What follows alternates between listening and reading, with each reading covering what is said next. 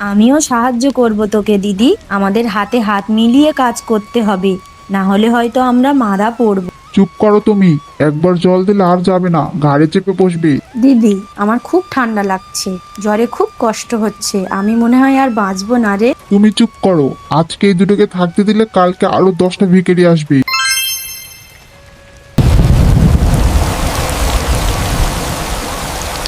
দিদি, জল তো আরো বাড়ছে, আমাদের ঘরের দেয়াল তো ভেঙে গেছে, এখন চালটাও যদি ভেঙে যায়, বিদ্যুৎ চমকালেই মনে হচ্ছে পুরো নদী আমাদের ঘাড়ের কাছে উঠে এসেছে। আমার খুব ভয় করছে দিদি। ভয় পাস না তুলি, আমি তো আছি। আমি তোর কিচ্ছু হতে দেব না বোন। কিন্তু মা বাবা কোথায় গেল দিদি? তারা তো বলেছিল একটু পরেই আসবে। কতক্ষণ হয়ে গেল, এখনো তো আসছে না। তারা কি আমাদের খুঁজে পাচ্ছে না, নাকি তারা জলে ভেসে গেছে? এমন কথা বলিস না বোন, মা বাবা নিশ্চয়ই কোথাও আশ্রয় নিয়েছে, হয়তো কারো ঘরে চালে উঠেছে, জল কমলে তারা আমাদেরকে খুঁজে নেবে। তুই এখন একটু চুপ করে বসে থাক, আমাকে একটু ভাবতে দে। আমাদের এই চাল কখন যেন ভেঙে পড়বে, কিছু একটা করতে হবে আমাকে। কি করবি দিদি? চারিদিকে তো শুধু জল আর জল, কোথায় যাব আমরা? সাঁতরেও তো বেশি দূর যাওয়া যাবে না, আমি তো পারবই না। তোর মনে আছে বোন, বাবা আমাদেরকে শিখিয়েছিল বড় বড় কচু পাতা আর বাঁশের লাঠি দিয়ে ভাসমান ঘর বানানো যায়। আমাদের দাদুও তো এইভাবে বন্যার সময় বেঁচেছিল। ওই দেখ, উঠোনের পাশে কচু বনটা এখনো ডোবেনি পুরোপুরি। চল ওখান থেকে কচু পাতা নিয়ে আসি। তুই কি পারবি দিদি? এটা কিন্তু খেলনা ঘর না, যদি বানাতে গিয়ে তুই ডুবে যাস তখন কি হবে? পারতে তো হবেই বোন, না পারলে শিখে নিতে হবে আজকে রাতেই। তুই আমার কোমর ধরে থাক, আমি জলে নামছি। ওই কচু পাতাগুলো ছিঁড়ে আনতে হবে, তারপর আমরা ভেসে ভেসে কোনো শুকনো জায়গায় গিয়ে উঠবো। আমিও সাহায্য করব তোকে দিদি। আমাদের হাতে হাত মিলিয়ে কাজ করতে হবে, না হলে হয়তো আমরা মারা পড়ব। এখন হাত লাগা, আগে বড় পাতা লাগবে, তারপর বাঁশ। যেভাবে আমরা শিখেছি সেভাবেই করব।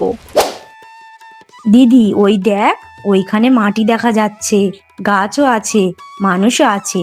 ওইখানে যদি আমরা উঠি তবে কারো থেকে সাহায্য পেতে পারি। হ্যাঁ, দেখতে পাচ্ছি তো। একটা গ্রাম মনে হচ্ছে, উঁচু জায়গা বলে সেখানে জল ওঠেনি। চল আমরা ওখানেই উঠবো। কিন্তু ওরা কি আমাদের সাহায্য করবে? আমরা তো ওদের চিনি না, ওরাও আমাদের চেনে না। যদি ঝামেলা করে আবার? কেউ বিপদে পড়লে কোনো মানুষ কি তাকে ফিরিয়ে দেয়? মা বলতো দুনিয়ায় ভালো মানুষের অভাব নাই। আমরা গিয়ে বলবো আমাদের গ্রাম ডুবে গেছে, মা বাবাকে হারিয়েছি, ওরা নিশ্চয়ই আমাদেরকে একটু জায়গা দিবে। এই, তোরা কারা? কোথা থেকে এসেছিস? আর এটা আবার কি বানিয়েছিস? কচু পাতা দিয়ে ঘর ভেসে ভেসে এসেছিস মনে হয়। নাম কি তোদের? কাকা, আমরা দুই বোন। আমি তিতলি, আর এটা আমার ছোট বোন তুলি। আমাদের গ্রাম বন্যার জলে ডুবে গেছে, মা বাবাকে খুঁজে পাচ্ছি না, সারা রাত ভেসে ভেসে এখানে এসেছি। কোন গ্রামে থাকিস তোরা? এখনকার দিনে কারো কথা সহজে বিশ্বাস করলে পরে মাথায় চড়ে বসবে। আমাদের কিছুই নেই কাকা, একটু জায়গা আর একটু খাবার দিলে অনেক উপকার হতো। জল কমলেই আমরা আবার চলে যাব। চুপ করো তুমি। একবার জল দিলে আর যাবে না, ঘাড়ে চেপে বসবে। এই গ্রামে আগেও এমন অনেক হয়েছে। বাইরের মানুষ আসে থেকে যায়, পরে আর যায় না। নদীর ওপারের চরে থাকতাম আমরা। বাবার নাম রামু সরকার, মায়ের নাম মিতালি সরকার। আপনি চাইলে পরে খবর নিতে পারেন। আমরা চুরি করতে আসিনি, শুধু একটু আশ্রয় চাই। আমার কিছু করার নেই। এই গ্রামের নিয়ম এটাই, বাইরের লোককে রাখি না আমরা। আমাদের নিজেদেরই খাবার কম, তোদের রাখলে সবাই আমার কাছে প্রশ্ন করবে। যা এখন এখান থেকে। কাকা, একটু জল দেন অন্তত, আমার খুব জল তেষ্টা পেয়েছে। কাল সকাল থেকে কিচ্ছু খাইনি, গলা শুকিয়ে কাঠ হয়ে গেছে। আরে, একবার বলছি না ওইদিকে যা। সামনে আর একটা গ্রাম আছে, ওইখানে যা। এখানে জায়গা হবে না তোদের। আরে, মেয়ে দুইটাকে অন্তত জল দেই, মুখ শুকিয়ে কেমন হয়ে গেছে দেখছো না? তুমি বেশি কথা না বলে বাড়ি চলো তাড়াতাড়ি। দিদি, আমি আর পাচ্ছি না রে, এত খিদে লাগছে, মনে হচ্ছে মরেই যাব। কাল সকাল থেকে কিচ্ছু খাইনি। দিদি, মা কোথায় রে? মা থাকলে কিছু একটা করতো। মা আসবে বোন, তুই এখন একটু চোখ বুজে থাক বোন। আমি দেখছি কিছু করা যায় কিনা।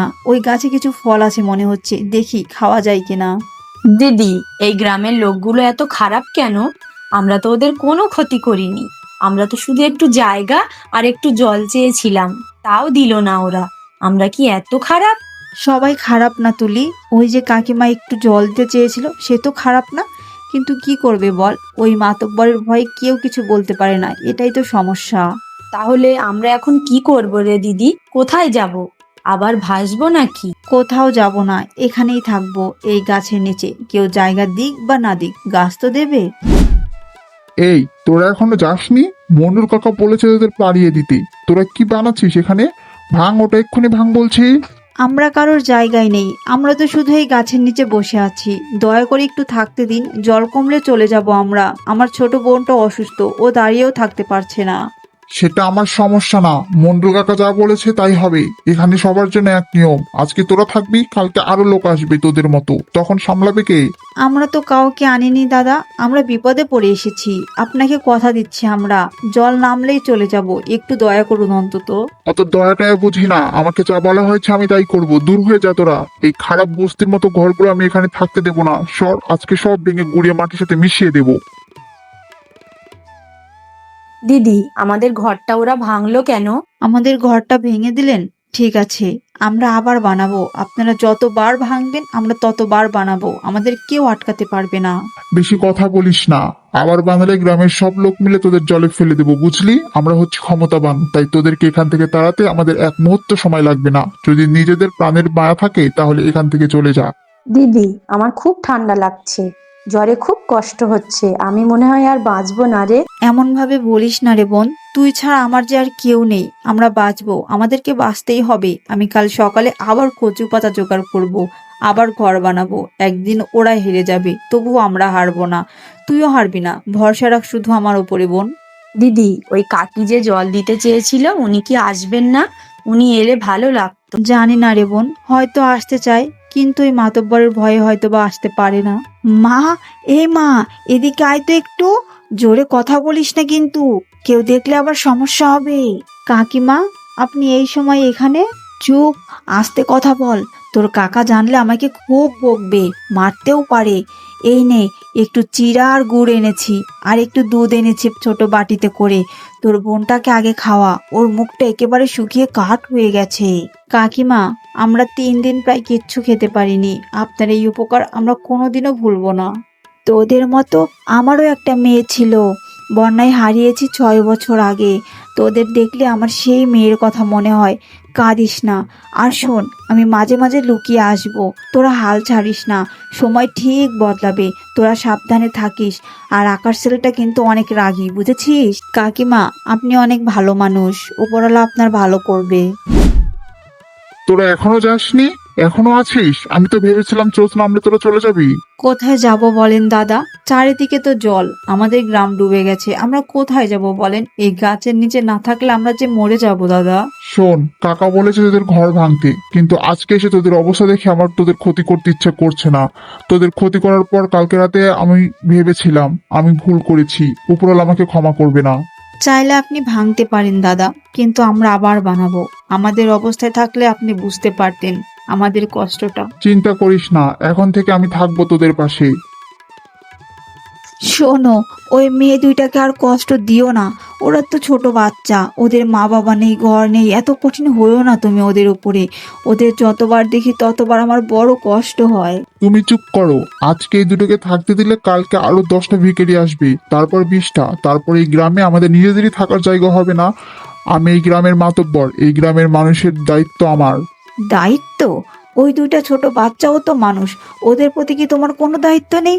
তোমার বুকে কি পাথর বসানো? তুমি কি শুধু নিজের স্বার্থটুকুই দেখবে, মানুষের দুঃখ কষ্ট দেখবে না?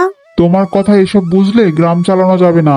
মানুষ কি ধানের বস্তা যে গুনে গুনে রাখবে? টাকা পয়সা, জায়গা জমি আর সম্পত্তির হিসাব করতে করতে তোমার মনটা একেবারে পাষাণ হয়ে গেছে। নিজের মেয়ের কথা কি তুমি ভুলে গেছো? হ্যাঁ, আমি দুর্বল হতে পারি না। আমি যদি নরম হই সবাই আমার মাথায় উঠবে। আর তুমি আমার মেয়ের কথা বলবে না এর মধ্যে। তুলবো, প্রতিদিন তুলবো।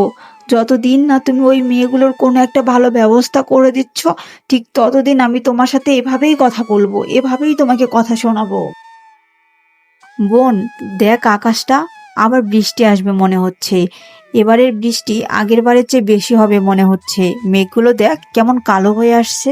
দিদি, তাহলে কি এই গ্রামেও বন্যা হবে? এই গ্রাম তো উঁচুতে, সবাই তো বলে এখানে নাকি জল ওঠে না। এতদিন ওঠেনি তাই উঠবে না এমন কোনো কথা নেই রে তুলি। আমাদের গ্রামেও তো কেউ কোনোদিন ভাবেনি এতটা জল উঠবে। বন্যা কাউকে বলে কয়ে আসে না। আর এবারের মেঘ দেখে মনে হচ্ছে অন্যদিকে অনেক বৃষ্টি হচ্ছে। নদী ফুলে উঠলে এই গ্রাম ডুবতে পারে। তাহলে তো এই গ্রামের মানুষগুলো বিপদে পড়বে। ওই কাকিমা যে আমাদের খাবার দিল লুকিয়ে, উনিও তো বিপদে পড়বেন, সঙ্গে আকাশ দাদাও। হ্যাঁ রে বোন, জল কাউকে ছেড়ে দেবে না। ওদের গ্রামে তো কোনোদিন এমন বন্যা হয়নি। ওরা ভাসমান ঘর বানাতে জানে না, তাই আমাদের এই কচুপাতার ঘর ওরা চিনে না। কিন্তু ওদের বিপদের সময় আমাদেরকেই ওদের সাহায্য করতে হবে। চল আমরা নতুন করে বড় একটা ঘর বানাতে থাকি। আকাশ, এত জল আমি জীবনে কখনো দেখিনি। কি করব এখন? মানুষগুলোকে কোথায় নিয়ে যাব? উঠান ভেসে গেল, আমাদের সব ডুবে যাচ্ছে। কাকা, সব জায়গায় জল উঠে গেছে, গরু ছাগল সব ভেসে যাচ্ছে, মানুষজন চিৎকার করছে, কোথাও যাওয়ার জায়গা নেই কাকা। নৌকা আছে কারো? কারো একটা ডিঙ্গি হলেও চলবে। একটাই নৌকা ছিল, সেটাও ভেসে গেছে, বাচ্চারা কাঁদছে। বিমলা কাকি ঘরেই আছে, তাকে তো আগে আনতে হবে। আনতে তো হবে, কিন্তু তাকে নিয়ে কোথায় যাব? নদী আর গ্রাম তো সব এক হয়ে গেছে। উপরওয়ালা, এখন আমি কি করব? কাকা, একটা কথা বলি, রাগ করবেন না। ওই মেয়ে দুটো যে কচু পাচার ঘর বানাতো, ওরা এমন ঘর বানাতে পারে যেটা জলে ভাসতে পারে। জানি, এখন মনে পড়েছে। আমি নিজে দেখেছিলাম, তবুও বুঝতে পারিনি তখন। ওদের সাথে খুব অন্যায় করেছি। ওরা কি আমাদের সাহায্য করবে? জানি না, কিন্তু এখন ওদের ছাড়া উপায়ও দেখছি না। আপনি দয়া করে চলুন ওদের কাছে। মা, আমি জানি আমি তোমাদের সাথে অনেক খারাপ ব্যবহার করেছি, তোমাদের ঘর ভাঙিয়েছি, থাকতে দেইনি, খাবার দেইনি, কিন্তু এখন এই গ্রামের মানুষ, আমার বউ আর ছোট ছোট বাচ্চা, বুড়ো মানুষ সবাই জলে ডুবে যাচ্ছে। তুমি যে কচু পাতার ঘর বানাতে পারো, ওটা দিয়ে আমাদেরকে বাঁচাও, তোমার পায়ে পড়ি মা। কাকা, আপনি এসেছেন, এভাবে বলবেন না। এখন কাজের সময়। কিন্তু একটা কথা, এই কাজ তো আমরা একা করতে পারবো না। আমি কি করব বল? আমি বাঁশ কাটতে পারি, আমি সাহায্য করব। আকাশ ভাই, আপনি লম্বা বাঁশ জোগাড় করেন, যেগুলো ভেসে থাকবে। সঙ্গে যা যা হালকা কিছু জিনিস আছে সবকিছু আনেন দ্রুত। কচু পাতা আনতে হবে অনেক। সবাই মিলে একসাথে হয়ে আমাদেরকে ঘরটা বানাতে হবে খুব তাড়াতাড়ি। মা, আজকে তোরা না থাকলে হয়তো আমরা সবাই শেষ হয়ে যেতাম। আমি তো ভাবতেই পারি নাই যে এমন দিন দেখব। তোরা কি আমার মেয়ে হবি? কারণ তোরা এসে আমাদেরকে বাঁচিয়ে দিয়েছিস। কাকিমা, আপনি তো আগে থেকেই আমাদের মায়ের মতন ছিলেন, লুকিয়ে খাবার দিতেন। এই গ্রামে একমাত্র আমাদের আপনিই সাহায্য করেছেন। সেদিন থেকেই আপনি আমার মা। আজকে সেই জন্য হয়তো টিকে থাকতে পেরেছি, আর সেজন্যই সবাই বেঁচেছে। এখন থেকে এভাবেই সবাই আমরা একসাথে বাঁচবো। আমার তোমাদের সামনে দাঁড়াতেই লজ্জা লাগছে। আমি তোমাদের ঘর ভাঙিয়েছি, আজকে সেই তোমার হাতের বানানো ঘরেই আমি বসে আছি। আমি মানুষেও শয়তানের থেকেও জঘন্য কাজ করেছি। শোনো সবাই, আমি এই গ্রামের মাতব্বর। আমি সারা জীবন বলে এসেছি বাইরের মানুষকে ঠাঁই দিতে নেই। আজ সেই বাইরের মানুষই আমাদের বাঁচালো। এই দুটো মেয়ে যাদের আমি ঘর ভেঙেছি, তাড়িয়ে দিয়েছি, সেই মেয়ে দুটোই আজ আমাদের প্রাণ বাঁচালো। সেজন্য আমি বড় ভুল করেছি, আমি আমার ভুল বুঝতে পেরেছি। আমি ক্ষমা চাইছি তোমাদের দুই বোনের কাছে, তোমরা আমাদেরকে ক্ষমা করে দিও। এখন কাউকে ক্ষমা চাইতে হবে না। ক্ষমা চাওয়ার সময় এখন নয়, এখন থেকে আনন্দ করে বাঁচার সময়। চলো সবাই মিলে আমাদের কাছে যা অল্প জিনিস আছে সেগুলো দিয়ে সবার খাওয়া দাওয়ার ব্যবস্থা করা যাক। হ্যাঁ, এটাই ভালো হবে। আমরা যারা মেয়েরা আছি সবাই রান্না বান্নার ব্যবস্থা করি। আর দেখলে তো তোমরা, যে অসহায় মানুষকে অপমান করে তাড়িয়ে দিলে বা তার পাশে না দাঁড়ালে সেই বিপদ নিজেদের দিকেই ঘুরে আসতে পারে। সেজন্যই বলছি, এই দুটো মেয়েকে যেমন আমরা এই ভয়ানক শিক্ষা পাওয়ার পর নিজেদের অংশ করে নিয়েছি, তাই তোমরাও আগে থাকতে এরকম অসহায় মানুষদেরকে নিজের করে নিও। আর আমাদের চ্যানেলটা অবশ্যই সাবস্ক্রাইব করে তোমরা আমাদের সঙ্গে থেকো। আমাদের এই গল্প থেকে তোমরা কি শিখতে পারলে অবশ্যই জানিও কিন্তু। আর গল্পটা তোমাদের ভালো লেগে থাকলে বন্ধুদের সাথে শেয়ার করে দিও।